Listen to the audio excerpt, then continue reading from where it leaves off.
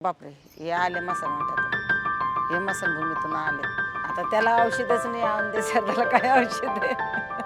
अंधश्रद्धाला काय औषध नसतं. घर आहे.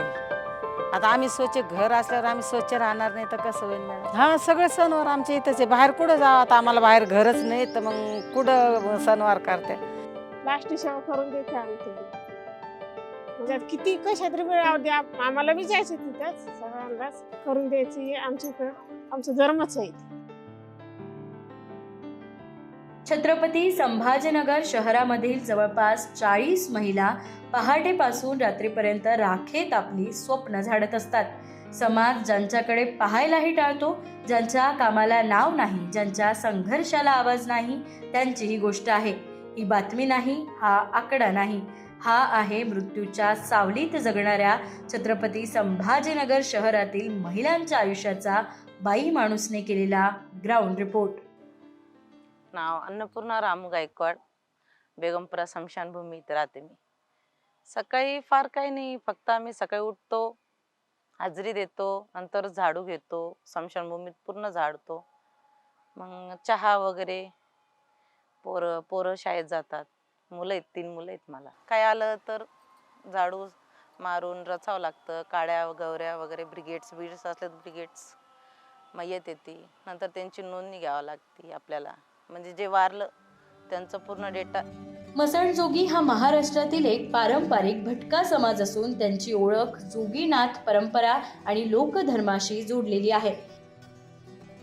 पहिल्या पिढीत आमचे सासू सासरे सांगत होते, आम्हाला जागा नका काही नाही, आम्ही मशानभूमीत राहतो. आणि वरदान महादेवानं वरदान देवला आलं, तुम्हाला काय पाहिजे म्हणे.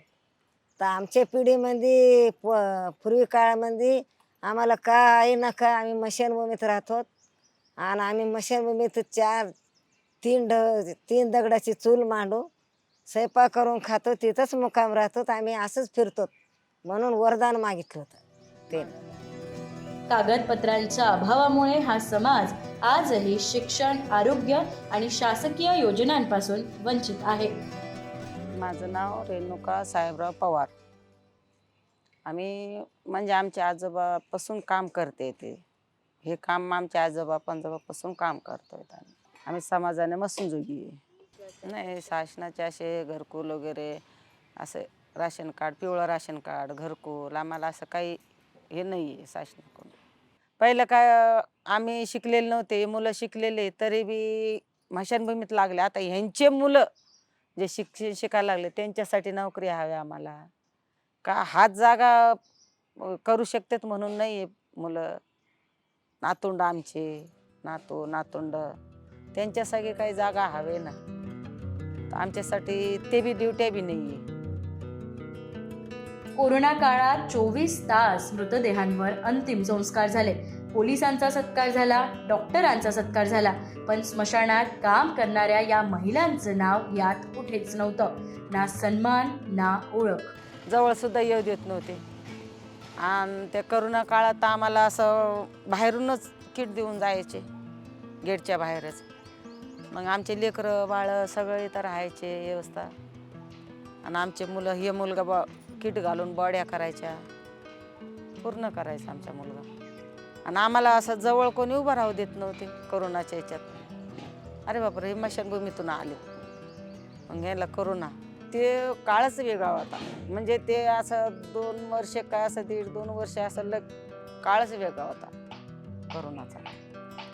आणि तरी आता डॉक्टरचं स्वागत केलं, त्या यांचं स्वागत झालं. मग आमचं का नाही झालं स्वागत? आम्ही तर पुऱ्या बॉड्या आम्ही हे केलेले आहेत. मग आमचं कुठं नाव नाही, स्वागत नाही. का हा गड्या हे करोना काम केलेलं आहे यांनी, मग यांच्याशी काय स्वागत करावं का काही मान हे द्यावा भेट म्हणून? काही दिलेलं नाही आम्हाला, काहीच नाही.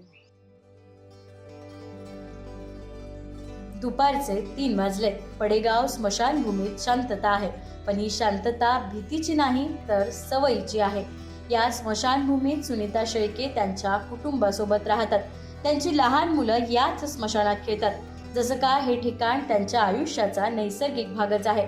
स्मशानातील दिवस कसा जातो याबद्दल विचारल्यावर सुनीता सांगतात, म्हणजे 30 वर्ष झाली तर आमचे सासरं सास सगळं काम करत होते. मग आमचे घरचे बी करत होते, आता पोरं बी करतात. म्हणजे आणतात ते सांगून जातात. मग सगळं आम्हाला झाडू विडू तसं गटू आलेले ते सगळं लावावं लागतं समजा. मग ते आले की ते करून ठेवते आम्ही. मग ते आणते ठेवतात, मग सगळं करावं लागतं समजा. त्याला रचून विचून द्यावं लागतं, मग पेटून विठव मग हा करते. आता माणसं नसलं कामाला जातं तेव्हा करत होते. आता माणसं राहिलं माणूस बी करतं. बिलं तर मग आमचं ते गरमच आहे ना बसलं यांचं. नाही लेकरांना बी भीती नाही, ते बी बघत. ते बी लहानपणी फिरत होते समोर, त्याला काय होतं बघा. म्हणजे येत होती जात होती ती इथं मोठ जाळायचं, मग लेकरं इथंच खेळायचे याच्यावर. त्यांना बी नाही. या महिलांनी सांगितल्याप्रमाणे त्यांच्या आत्तापर्यंतच्या पिढ्या या स्मशानातच काम करण्यात गेल्या, पण त्यांना त्यांच्या मुलांना शिकवून मोठं करायचंय. सुनीता यांची मुलं बाई माणूसशी बोलताना म्हणतात, माझं नाव शंकर लक्ष्मण शेळके, मी राणा पड्याव शमशानभूमी. मी विवेकानंद कॉलेजमध्ये 11वीत. काय करायचंय? आर्मीत जायचं आहे, मग रिटायर झाल्यावर हेच काम करायचं. तेवढं काय नाही माहीत मला, फक्त काम करायचं असतं आम्हाला. हे लावायचं आणि म्हणजे माणसं काय म्हणतात ते ऐकून पूर्ण करायचं असतं. माझे नाव अंजली लक्ष्मी शेळके, 10वी शिकते. पुढे नर्स बनायची इच्छा आहे. माझं नाव रुपाली गायकवाडे, मी 10वीत आहे आणि वेणुताई शाळेत शिकते. अजून माझे स्वप्न आहेत की मला बँकमध्ये जॉब करायचं आहे आणि जग फिरायचं आहे मला.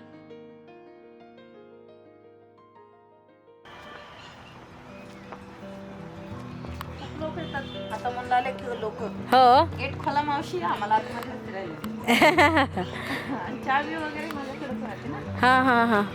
असं आज सुट्टी आहे, दिवसभर चालू राहतं ते गार्डन. हो का हो, इकडे पाऊस आल्यावर फार चिकचिक होत असेल ना? पाऊस आल्यावर पूर्ण हिरवगार राहतं ते पहिली गोष्ट. हो का? पाऊस आल्यावर इकडे हिरवं इकडे हिरवं इकडे हिरवं, फक्त घराजवळच चांगलं राहतं या स्मशानभूमी. इथे दररोज कोणाचं तरी आयुष्य संपतं, पण याच राखेतून या बायका आपल्या लेकरांचं भविष्य उभं करत असतात. ज्या हातांनी चितेभोवती झाडू फिरतो त्याच हातांना स्वप्न कवटाळायची आहेत.